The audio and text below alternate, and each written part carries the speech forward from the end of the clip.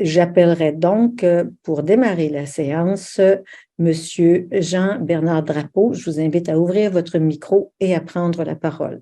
Vous pouvez, si vous le souhaitez, faire un partage de documents. Bienvenue, Monsieur Drapeau. Bonjour, merci beaucoup. Oui, j'ai commencé par un partage d'écran. Ah, on me dit que l'host ne me permet pas de partager mon écran. J'ai un petit message, peut-être que... Peut-être que je crois que notre technicienne, c'est Madame No, au niveau à côté du partage d'écran, il y a un chevron et il faut cliquer sur permettre le partage d'écran par les autres participants. Ah, voilà, ça fonctionne. Merci. Voyez-vous mon écran? Oui. Parfait, je vais donc mettre en... Voilà. Donc, mon nom est Jean-Bernard Drapeau. Je suis professionnel à la direction de santé publique de la Montérégie. Ça fait plaisir aujourd'hui de présenter le mémoire de la direction de santé publique de la Montérégie sur la consultation actuelle. Je vais juste spécifier que ma présentation va porter spécifiquement sur les feux de bois. Si on commence par la situation à Longueuil, eh bien, en fait, il n'y a pas tant de données sur la situation locale à Longueuil sur les feux de bois. Ce qu'on sait par contre, là, c'est que la proportion des ménages donc, qui ont un appareil de combustion en Montérégie, non pas à Longueuil, là, c'est environ de 22 %, ce qui est semblable à la moyenne aussi au Québec. Par contre, cette moyenne-là est 2 fois plus élevée que sur l'île de Montréal. Quant à la précision, à savoir est-ce que les gens utilisent ces appareils de combustion-là de façon comme chauffage principal ou plutôt d'appoint, on n'a pas de données là-dessus. On ne sait pas non plus, par exemple, pour les feux de foyer extérieurs, plus de loisirs, je dirais, là. Est-ce que c'est une généralité sur le territoire de Longueuil ou plutôt une exception? On n'a pas non plus. Excusez, monsieur Drapeau, oui, je me permets d'interrompre parce que oui. je veux vous suivre. On parle des appareils de combustion bois. Vous parlez de combustion bois d'usage à l'intérieur à ce moment-là et non pas à l'extérieur, c'est ça? En fait, on parle des deux. Si on parle pour le chauffage au bois, on est à l'intérieur. Quand je parle de feu de foyer extérieur, plus villégiature ou plus de loisirs, on est à l'extérieur. Mais le 22 %, donc, c'est intérieur. Pour ça, c'était à l'intérieur, oui, excusez-moi, à l'intérieur. C'est pour le chauffage au bois intérieur. 22 %. Donc, vous entendez à ce moment-là un foyer de maçonnerie ou un foyer à combustion lente ou un appareil quelconque. Exactement, oui, sans précision, okay. Oui. OK. Merci, excusez de vous avoir interrompu. Ça va. Ensuite, on a un territoire diversifié à Longueuil. Ce que j'entends par là, c'est qu'en moyenne, on parle de territoire quand même d'une haute densité, mais on sait qu'il y a des endroits comme le Vieux-Longueuil où c'est beaucoup plus dense que certaines parties de Saint-Hubert. Donc, il peut y avoir une disparité là aussi sur le territoire. Le principal enjeu des feux de bois pour la santé, c'est que l'émission de polluants dans l'air quand on fait brûler du bois.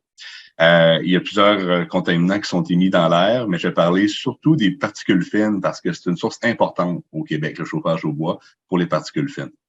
C'est d'ailleurs la deuxième source la plus importante là, au Québec. Ceci dit, on ne comprend pas encore bien la relation entre ce qui est émis dans l'air, exemple pour le chauffage au bois, versus ce qu'on retrouve vraiment dans l'air, ou plutôt ce que les gens respirent. Ceci dit, à la ville de Montréal, là, eux, ils se sont rendus compte que les quartiers où il y avait une plus grande proportion de chauffage au bois, ben, les concentrations, là, surtout l'hiver, la nuit ou la soirée, étaient plus élevées de particules fines que d'autres quartiers à Montréal, par exemple. Ceci dit, il y a des facteurs qui vont influencer cette relation-là. Évidemment, il n'y a pas juste le chauffage au bois qui émet des particules fines, il y a d'autres sources. On peut penser au transport notamment. Et les conditions météo. On sait que quand il n'y a pas de vent, et ça arrive souvent les soirées d'hiver, bien les polluants peuvent plus s'accumuler. Maintenant, si on parle plus spécifiquement des feux de foyer extérieurs, plus récréatifs, en fait, à notre connaissance, il n'y a aucune donnée à savoir c'est quoi l'impact de ces feux extérieurs-là sur la qualité de l'air. Donc, on ne peut pas se prononcer là-dessus. Tout ce qu'on a, c'est une étude qui date quand même de plusieurs années, là, qui avait été faite dans un camping de la CEPAC, où on avait mesuré là, des concentrations parfois très élevées de particules fines le soir. Encore là, on ne peut pas comparer nécessairement un camping à la ville de Longueuil. Ces campings-là sont réputés pour avoir plusieurs feux qui brûlent parfois en même temps. Souvent, les soirées sont chaudes, il n'y a pas de vent non plus. Il y a des arbres qui limitent la dispersion atmosphérique. Donc, toutes les conditions sont réunies pour avoir des concentrations de polluants plus élevées. Maintenant, pourquoi on parle des particules fines? Ben, c'est qu'ils ont un impact sur la santé. De manière générale, les particules fines ne sont pas spécifiques au chauffage au bois. De manière générale, les particules fines ont un impact sur la santé, soit à court terme, donc ils peuvent aggraver certaines conditions de santé sous-jacentes. On a qu'à penser à l'asthme, l'emphysème, les gens qui ont des problèmes cardiovasculaires, etc. On sait aussi qu'à moyen ou à long terme, l'exposition aux particules fines est associée au développement de maladies comme l'asthme, comme les maladies pulmonaires obstructives chroniques, qu'on appelle les MPOC, l'insuffisance cardiaque et aussi le cancer. On parle beaucoup d'effets à la santé, mais on peut aussi parler de qualité de vie qui peut être associée à la fumée, la fumée qui est associée au feu de bois.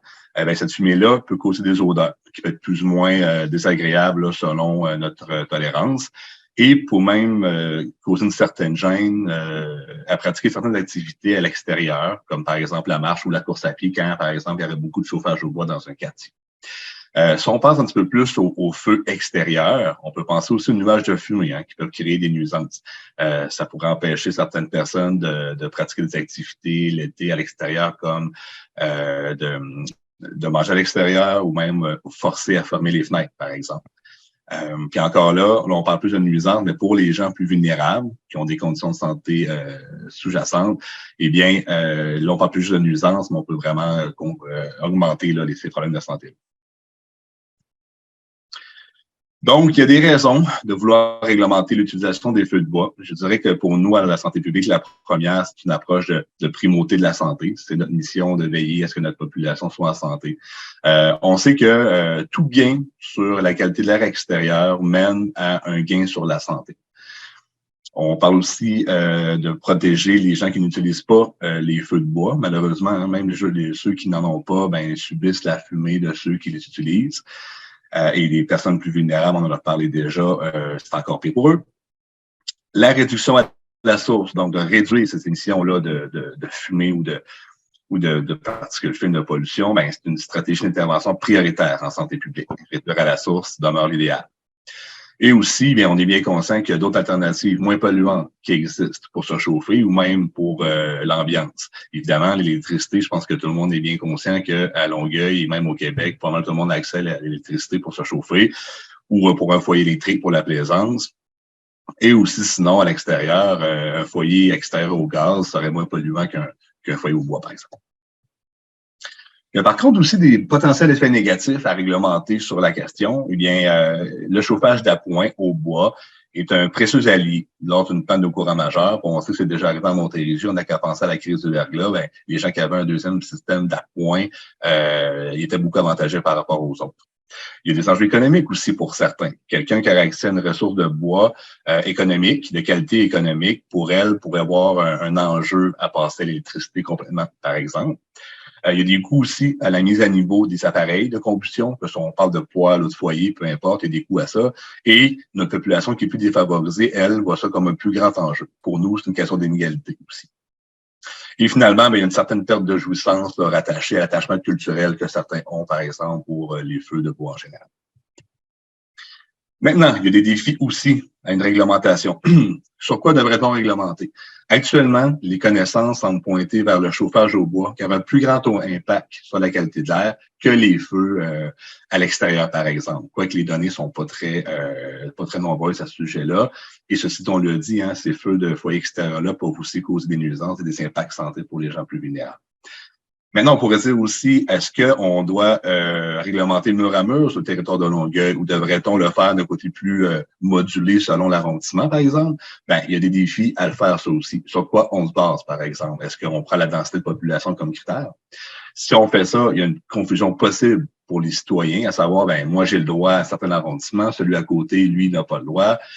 Puis finalement, je dirais le principal aussi, c'est que la pollution ou la fumée n'a pas de frontière géographique. Donc, un arrondissement qui, lui, se verrait interdire l'utilisation des feux de bois pourrait quand même subir l'impact de l'autre arrondissement à côté pour qui c'est permis.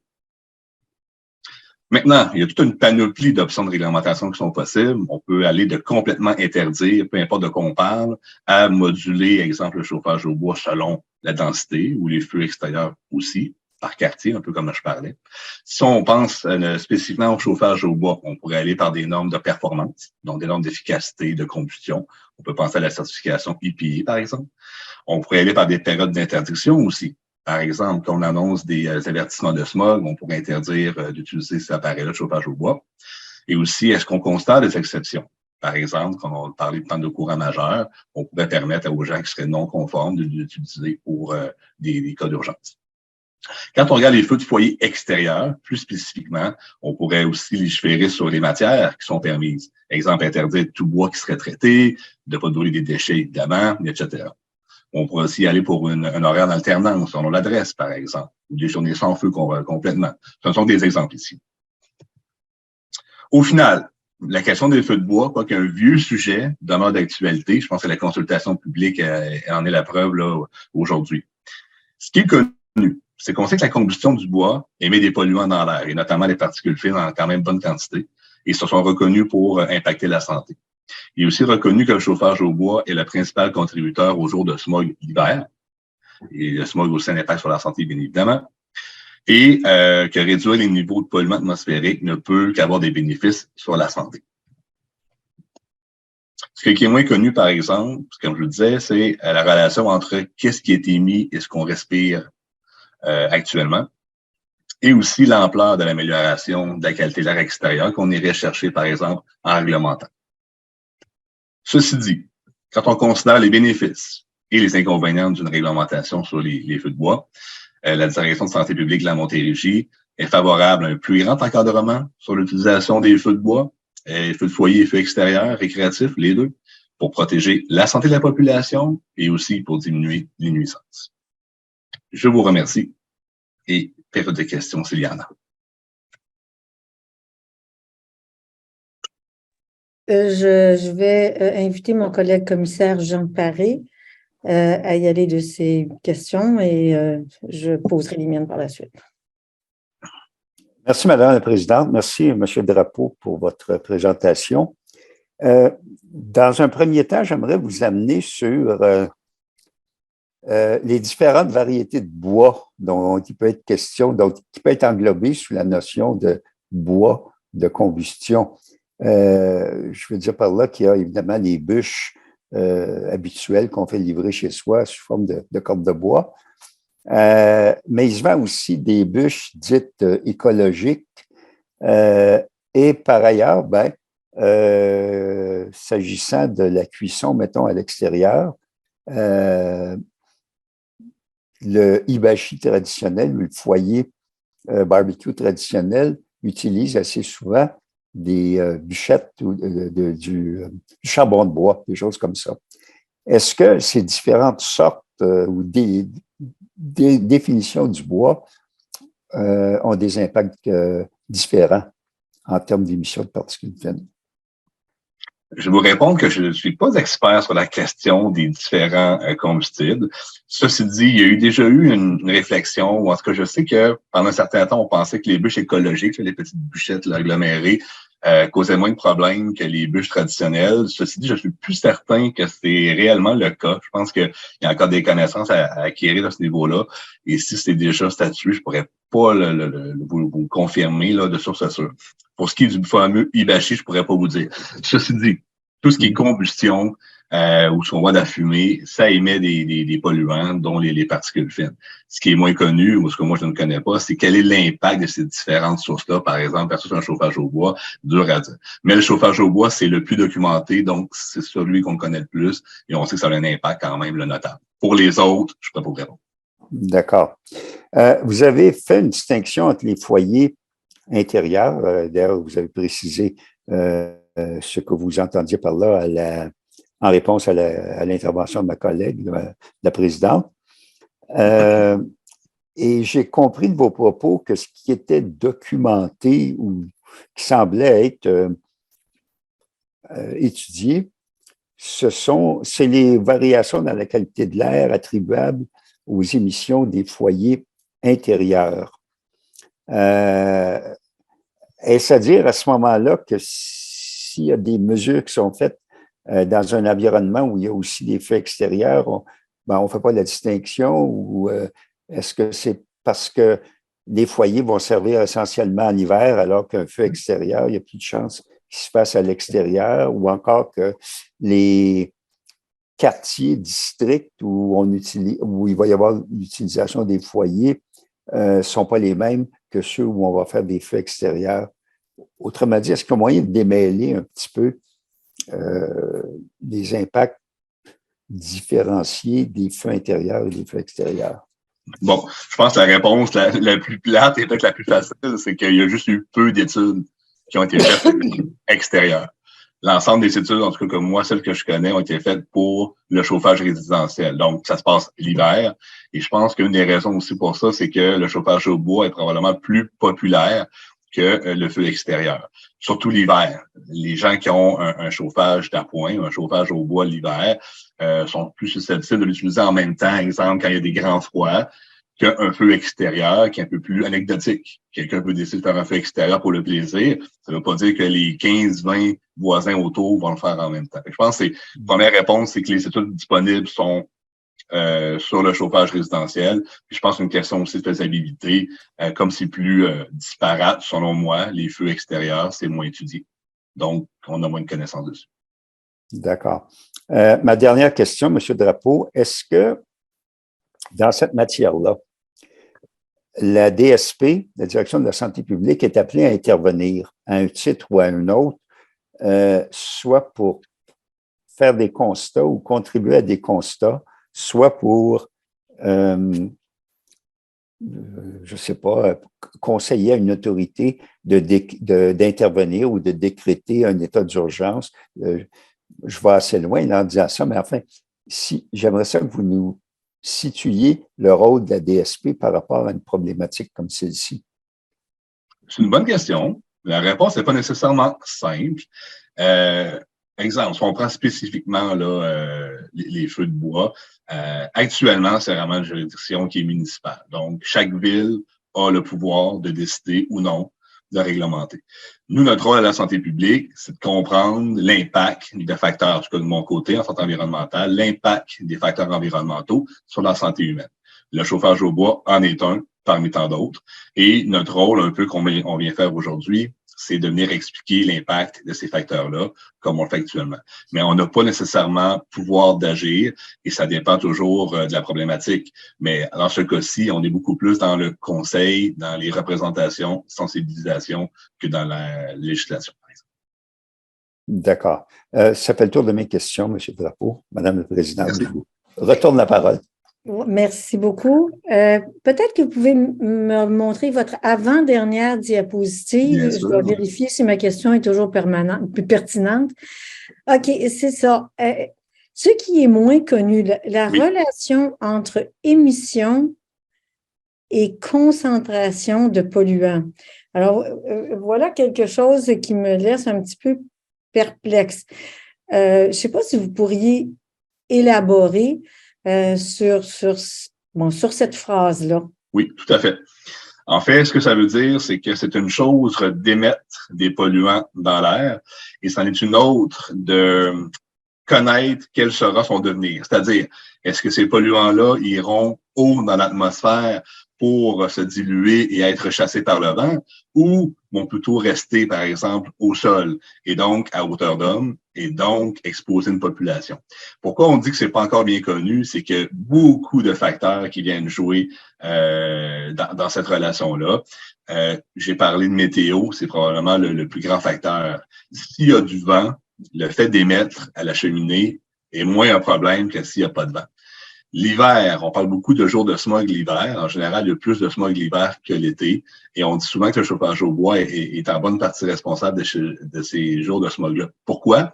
C'est que l'hiver, il y a des inversions thermiques. Et là, je ne suis pas expert météorologue non plus, là, mais disons juste que c'est des conditions spécifiques en hiver qui font que les polluants vont rester plus trappés, c'est pas le bon terme, là, vont rester emprisonnés plus au niveau du sol, donc disponible pour être respiré, ce qui est évidemment pas une bonne chose. Donc, c'est là où c'est pas parce qu'on émet une quantité qu'on respire cette quantité. C'est un peu comme ça que je pourrais le vulgariser.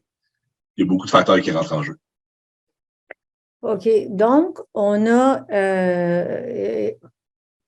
sait qu'il y a différents types de foyers et il y a différents types de combustibles. Est-ce que vous avez des données sur justement les impacts, la différenciation, soit par type de foyer ou par type de combustible? Bon, comme je disais tout à l'heure, je suis vraiment pas expert sur les combustibles.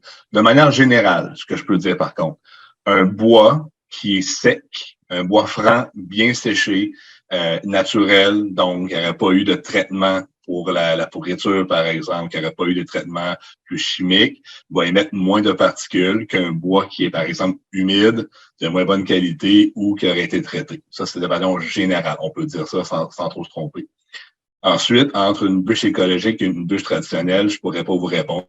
Je sais qu'il y a une question qui a déjà été posée là-dessus. Je ne connais pas la réponse. Mais oui, évidemment, la nature du combustible peut moduler. Ceci dit, une combustion par le feu est toujours incomplète et c'est ce qui cause des émissions. Donc, ça peut être moins pire et ça reste à déterminer, mais il y aura tout de même probablement des émissions selon le combustible. Tout à l'heure, je parlais pour l'effet extérieur. C'est pour ça qu'on disait, premièrement, ne pas brûler de déchets. Si on brûle des plastiques, l'émission de produits chimiques va être pire qu'un bois naturel, par exemple, ou un bois traité, de manière générale. Ensuite, entre les appareils, encore là, je suis loin d'être expert, mais on sait que certains appareils ont une certification, comme je disais tout à l'heure, de performance. Donc, c'est quelque chose qui peut être fait d'exiger un certain niveau de performance pour un appareil. Ceci dit, c'est toujours pas parfait. Il y aura quand même des émissions, mais elles peuvent être moindres qu'un appareil plus vieux, datant, qui est pas non plus en règle. Ça, c'est autre chose. Il y a une question d'entretien aussi. Donc, oui, il y a beaucoup de facteurs qui viennent moduler les émissions de polluants. Également, pourriez-vous me remontrer merci. Est-ce que vous pourriez me remontrer la diapo avec vos recommandations? Oui. Okay. Notre position? Oui. Des feux du foyer. Alors, vous dites ici, vous êtes favorable à un plus grand encadrement de l'utilisation des feux de foyer et feux extérieurs récréatifs. Donc, pour les feux de foyer, on comprend que c'est parce que, on est plutôt en hiver, c'est du smog, c'est là qu'ils sont utilisés. Donc, dans le cas des feux de foyer, j'entends un gros message, si on veut, protection de la santé publique, particules. Mais pour les feux extérieurs récréatifs, est-ce que j'ai peut-être moins manqué la force de votre argumentation là, sur le plan de la santé? Vous avez semblé indiquer qu'il y avait peut-être moins de données. Est-ce que ça vous dérangerait de peut-être revenir un peu sur vos propos? Non, pas du tout. Ce que j'ai dit tout à l'heure, c'est que les données qu'on possède semblent démontrer qu'il y a un impact clairement là, du chauffage au bois. Mais ça, c'est parce qu'il est plus documenté, il est plus étudié. Première chose. L'autre chose, et comme on a dit, les conditions l'hiver permettent plus là, les concentrations, les polluants de se concentrer. Pour les faits extérieurs, on a beaucoup moins de données. C'est très difficile pour nous de se prononcer sur l'impact que ça a réellement, exemple, sur l'apport global de la qualité de l'air, ces feux-là. Ceci dit, on pourrait avoir eu des plaintes de citoyens. On sait qu'il y a des gens, par exemple, qui habitent à côté d'un voisin qui fait un feu à l'extérieur de plaisir.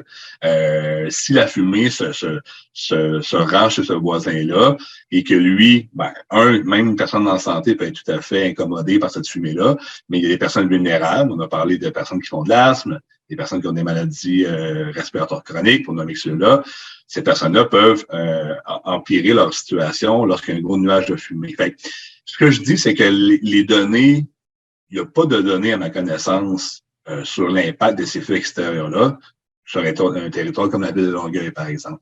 Mais on ne peut pas prétendre qu'il n'y en a pas non plus du tout. C'est pour ça que on sait aussi, de par sa nature, quand il fait froid, les gens ont plus tendance à utiliser leur chauffage au bois un peu en même temps parce qu'ils subissent tous le froid en même temps qu'un feu extérieur où il n'y a pas de corrélation entre la température nécessairement et le fait que les gens vont décider de faire un feu ou non. C'est ça, s'il pleut, ils n'en feront pas, mais vous comprenez ce que je veux dire. Donc, il y a moins de données, mais on peut s'attendre à moins d'utilisation intense de feux extérieurs, à part peut-être à la Saint-Jean-Baptiste, versus l'hiver quand il fait très froid, où là, les gens vont plus vouloir utiliser leur chauffage au bois. Donc, on ne dit pas qu'il n'y a pas d'impact, il est juste moins documenté et il y a un potentiel un peu moindre parce qu'on s'attend, et ça sera déterminé à prouver, là, qu'il y a moins de feux extérieurs en même temps que le chauffage au bois l'hiver, par exemple. mais je ne vous entends pas vous prononcer sur le type d'appareil ou le type Tout à fait, d'installation, parce que tout à fait. à l'intérieur, on a parlé de foyers qui sont certifiés puis des choses comme ça, mais si j'ai bien compris, là, vous n'avez pas d'opinion en ce qui concerne l'extérieur. Ben non, même pour l'intérieur non plus. On a donné des exemples de ce qui pourrait être fait. Ensuite, on se remet à la ville, puisque c'est sa juridiction de décider vers où ils veulent aller. Nous, ce qu'on dit, c'est que chaque gain pour la qualité de l'air extérieur peut se traduire par un gain sur la santé. Par contre, comme j'ai dit aussi, on a la difficulté à déterminer à quel point l'ampleur du gain selon ce qu'on va mettre en place aussi. Et il y a toujours une question de faisabilité pour une municipalité. Donc, on ne veut pas s'interposer au pouvoir de la ville. Par contre, on a bien exposé qu'est-ce qui est possible de faire et chaque mesure vient chercher un gain sur la qualité de l'air extérieure et de la santé aussi éventuellement. Je prends acte, et ça va être ma dernière question, je prends acte là, du fait que vous avez fait attention de ne pas vous substituer à la ville au niveau du choix des méthodes de réglementation. Alors, ça, c'est clair pour moi. Par ailleurs, est-ce que je peux me permettre de vous demander si la Direction de la santé publique a des préférences ou si vous pensez qu'il y a des paramètres de réglementation qui, de votre point de vue à vous, seraient plus efficaces pour protéger la santé publique, parmi les différentes options que vous avez énumérées? Honnêtement, je ne pourrais pas vous répondre à ça. Ceci dit, la logique dit plus on limite l'émission de particules fines, ben, plus on a un gain sans aller chercher. Mais après, non, on n'a pas de préférence là, sur qu'est-ce qu'on recommande sur les techniques ou les technicalités. Vous n'avez pas d'opinion à savoir laquelle des choses va Non. plus que d'autres avoir pour effet de limiter l'émission? Non, pas actuellement. Ceci dit, comme je vous disais, les connaissances peuvent évoluer. Peut-être que dans les prochaines années, ça pourrait changer, mais actuellement, non, on n'a pas de recommandations précises à ce niveau-là. Dans l'état actuel du savoir. Exactement. OK. Et puis, au niveau de l'état actuel du savoir, est-ce que la Direction de la santé publique a eu des projets ou avez-vous eu l'occasion, êtes-vous satisfait que vous avez pu faire une revue de la littérature et que quand vous dites que dans l'état actuel du savoir, c'est que dans le fond, c'est probablement vraiment l'état actuel du savoir disponible au Québec, par opposition à l'étude que vous en avez faite? Écoutez, oui, je crois que je crois avoir les connaissances les plus à jour en tout cas du monde du Québec. Et je vous dirais aussi, nous, on a le côté régional de la santé publique, mais il existe aussi l'Institut national de santé publique, qui, lui, est venu présenter là, dans les premières séances à titre d'experts. Eux-mêmes sont plus dans la recherche des nouvelles connaissances et eux-mêmes font actuellement aussi des travaux là, pour creuser la question. Donc, dans les prochaines années, il est possible là, que les connaissances soient plus affinées et on pourra aussi ajuster nos recommandations à ce niveau-là aux besoins. Là. OK, je vous remercie. Je veux juste clarifier que c'est une question juste de préciser que vous êtes en mesure de nous parler, disons, à titre d'expert dans l'état actuel du savoir. Et on est heureux de pouvoir se fier au partage des connaissances que vous nous livrez. Donc, je vous remercie. Si vous permettez, Madame la Présidente, oui. J'aurais une toute petite dernière question. Oh, allez-y. Oui. Il se trouve que M. Drapeau a utilisé le mot le feu de la Saint-Jean. On fait référence à ça très rapidement. Vous l'avez dit spontanément ou bien non, si, selon vous, ou selon votre expérience, peut-être, on assiste effectivement à sinon une prolifération, du moins un plus grand nombre de feux extérieurs d'une certaine envergure à des moments comme ça durant l'été. Je l'ai dit spontanément, mais je crois que comme Québécois, on peut, sans trop se tromper, dire que les feux extérieurs sont sûrement plus populaires à la Saint-Jean-Baptiste qu'à autre moment de l'année. D'accord. Merci, M. Drapeau. Ça fait plaisir. Alors, merci beaucoup de votre belle présentation et merci de partager ça aussi avec le public. C'est sûr que ça va alimenter la réflexion.